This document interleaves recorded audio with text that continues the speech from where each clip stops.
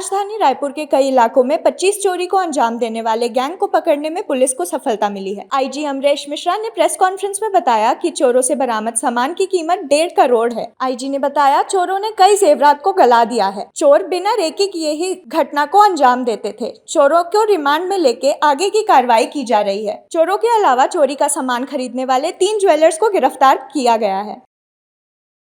Raipur police को, crime branch को और थानों की संयुक्त जो टीम चोरियों को निकालने में लगी हुई थी उसको बड़ी सफलता हाथ लगी है। हमारे पास जो रिकॉर्ड हैं अभी 25 चोरियां जो मार्च से लेकर सितंबर तक विभिन्न थाना क्षेत्रों में हुई हैं। 25 चोरियां इस गैंग के द्वारा की गई हैं। 25 चोरियों की कुल मसरूका की बात करें तो करीब 1 करोड़ 20 लाख के आसपास का मसरूका होता है। 3-4 खास बातें जो इस गैंग से संबंधित हैं और इस कार्रवाई से संबंधित हैं, मैं उनको बताता हूं, फिर आप प्रश्न पूछ सकते हैं। पहला, ये पूरा स्थानीय गैंग था। ज़्यादातर लोग इसमें मुंगेली के रहने वाले हैं और जैसा कि क्राइम ब्रांच के अधिकारी लोग बता रहे हैं कि संभवतः 6-7 महीनों तक एक स्थानीय गैंग 25 चोरी कर पाया और पकड़ा नहीं गया। शायद इन लोगों के अनुभव में पहली बार हुआ है। दूसरा, काफ़ी सोफिस्टिकेटेड था, जिसमें से एक आदमी केवल पुराना जेल गया हुआ है।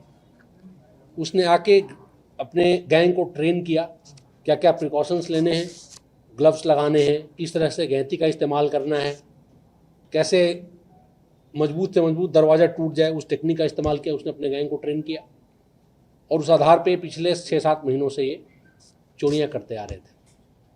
तीसरी खास बात, इनके मॉडस ऑपरेंडाई में इनके द्वारा रेकी नहीं की जाती थी। विश्वास रखते थे सीधे अटैक करने में, जितना भी मिले सामान ये उसके चक्कर में नहीं थे, ये रेकी कभी नहीं करते थे। अगली खास बात, 3 ज्वेलर्स को हम लोगों ने गिरफ्तार किया है जो चोरी का माल खरीदते थे। सामान्यतया यह प्रक्रिया रुक जाती है यहाँ पर कि माल बरामद करा दें, लेकिन स्पष्ट साक्ष्य हैं कि ये लोग जानते हुए, जानबूझकर कि ये चोरी का माल है, खरीदे हैं। ये 2 चीज़ों से प्रमाणित होता है। पहला, रेट इन्होंने 20% करीब दिया है। सोना का रेट जो भी हो मार्केट में, इन्होंने 5,000, 10,000, 15,000 ग्राम, 10 ग्राम के रेट पे ऐसे खरीदा है। दूसरा, हालांकि ये क्लेम करते हैं कि हमने इसको गिरवी के लिए रखा था, लेकिन गला दिया गया है सामान। तो ये जो आपके पास उपलब्ध है सामान, ये वो सामान है जो गला नहीं था। बाकी सामान गले हुए हैं, उनके लिए रिमांड लेकर रिकवरी करने की प्रक्रिया की जाएगी। अभी हमारे पास जो सामान है केवल 30 लाख का है करीब। रायपुर के ज्वेलर्स जी, रायपुर के ज्वेलर्स, एक ज्वेलर्स रायपुर के हैं और 2 मुंगेली के हैं। मुंगेली जिले के, उसमें अलग अलग गांव हैं, एक तकतपुर के और एक सोनारपाड़ा वहाँ के।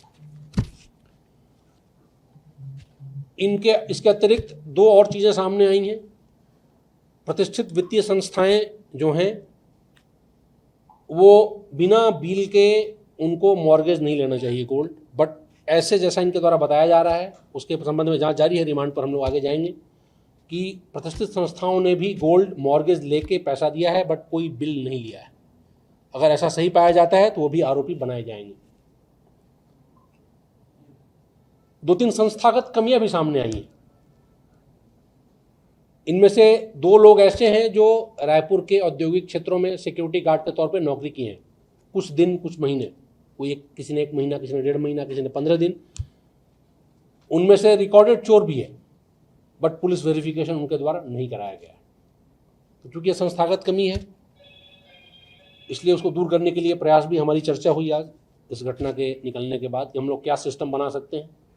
सिस्टम जो हम लोगों ने सोचा है कि हम लोग एक 1 स्टॉप सेंटर बनाएंगे यहाँ पे कंट्रोल रूम में, डीएसबी में, जिसमें जो भी औद्योगिक इकाई या कोई पेटी कॉन्ट्रैक्टर या कोई भी किसी बाहरी आदमी को एंगेज करना चाह रहा है और वो क्विक चेक चाह रहा है। अगर पुलिस वेरिफिकेशन तो लंबी प्रक्रिया है, वहाँ पे पता करना, थाने से पता करना, बट क्विक चेक जो है डेटा के आधार पे, ICJS में डेटा है, ऑनलाइन डेटा अवेलेबल है।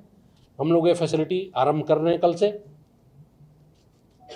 कि कोई क्विक चेक चाह रहा है किसी को इंगेज करने के पहले काम में, तो क्विक चेक हमारे ICJS सिस्टम से करा ले, क्योंकि उसका एक्सेस पब्लिक के पास नहीं है, पुलिस के पास है।